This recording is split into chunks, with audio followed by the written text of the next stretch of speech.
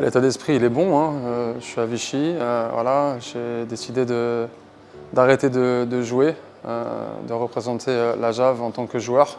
Voilà, donc il fallait un peu prendre le temps de digérer tout ça, parce que j'ai eu une longue carrière, c'est pas facile de prendre la décision d'arrêter. Je pense que j'aurais pu continuer encore, physiquement j'étais là, mentalement j'étais frais, mais je me suis dit que c'était le moment non pas de tourner la page sur le basket, mais d'arrêter d'être joueur. Si j'avais à résumer ma carrière, je dirais que je viens d'en bas vraiment. C'est-à-dire que j'ai commencé tard le basket, j'ai commencé à 15 ans et j'ai jamais rien lâché. On n'a pas forcément cru en moi tout de suite. Voilà, j'ai pas trop parlé, j'ai travaillé à fond dans l'ombre et voilà, j'ai monté d'année en année, j'ai montré mes capacités à évoluer à un niveau supérieur à chaque fois. J'ai monté les marches jusqu'à arriver en Betclic à l'âge de 32 ans, ce qui était atypique comme parcours.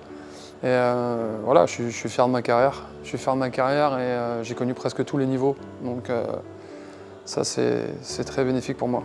Je ne sais pas ce que j'aimerais ce qu'on dise de moi ou quelle est l'image que j'ai, mais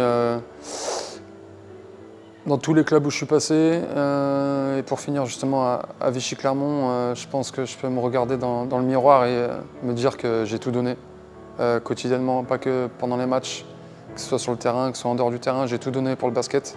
La conséquence en est que je suis exténué, mais que je pense qu'un mec entier, un mec qui s'est battu, un mec qui a essayé de mouiller le maillot à mort et qui a respecté la discipline du basket, ce qui est le plus important pour moi.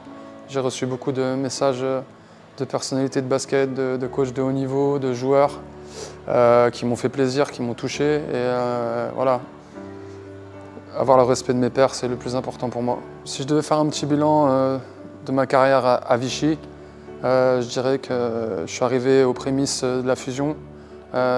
C'était peut-être un peu plus dur les premières années.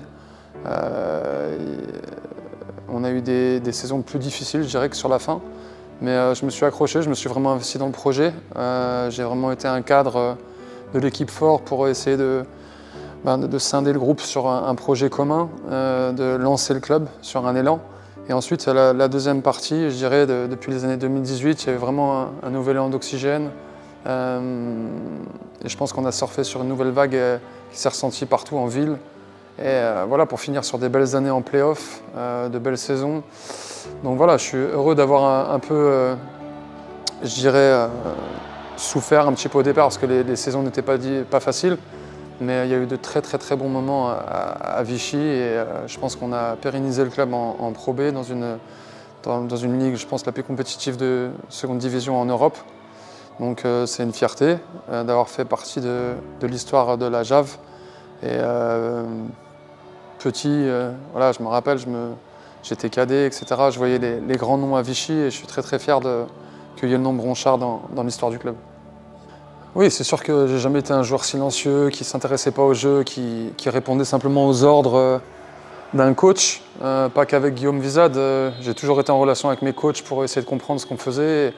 Le côté stratégique, technique m'a toujours passionné dès le plus jeune âge, d'essayer de percer, de comprendre et de progresser dans la connaissance du jeu aussi.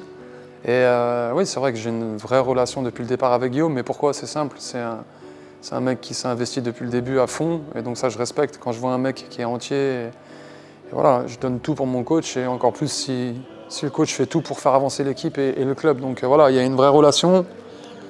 Comme je l'ai dit le dernier match, je lui ai tout donné en tant qu'homme et il le sait.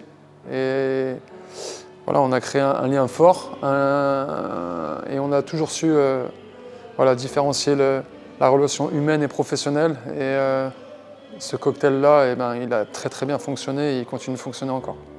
Ouais, il y a plusieurs matchs qui m'ont marqué, je dirais. Des matchs à Bourg, quand j'ai joué contre Clermont, j'ai fait 44 dévals. Je me rappelle, j'ai fait 25 points, 20 rebonds. C'était un record dans la ligue.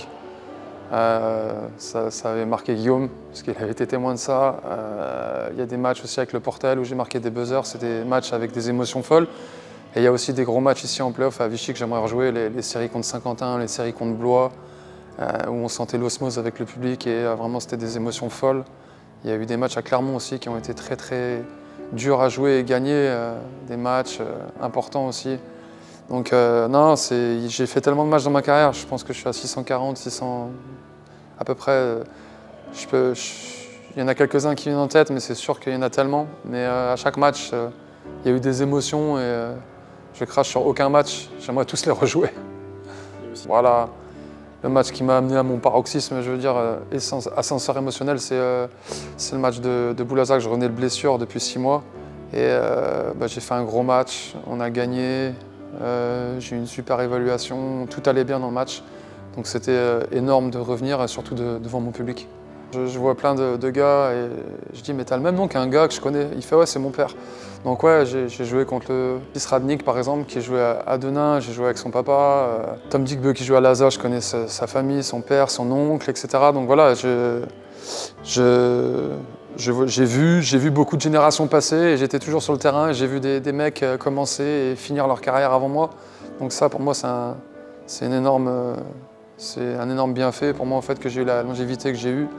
Et ça me rend fier, ça me faisait sourire, mais ça me rendait fier de jouer contre plusieurs générations d'une famille.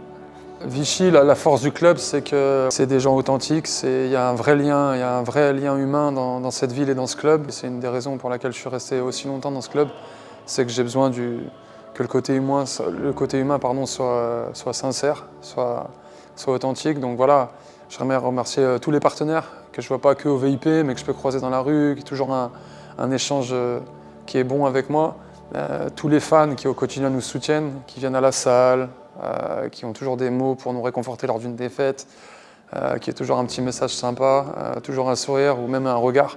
Donc ça, c'est pas que des paroles, c'est vrai que pour les joueurs de tout âge, c'est important de se sentir soutenu.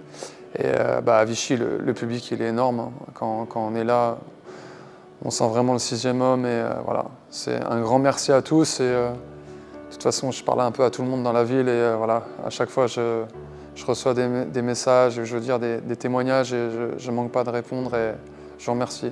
Ce qui va plus se manquer, c'est cette notion de duel, un peu comme un boxeur en fait.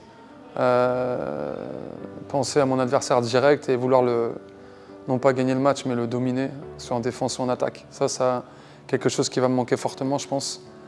Et aussi la vie de groupe, parce que moi je pense que je suis un loup un peu, j'aime être en meute et j'aime être avec le groupe au quotidien et ça va me manquer fortement.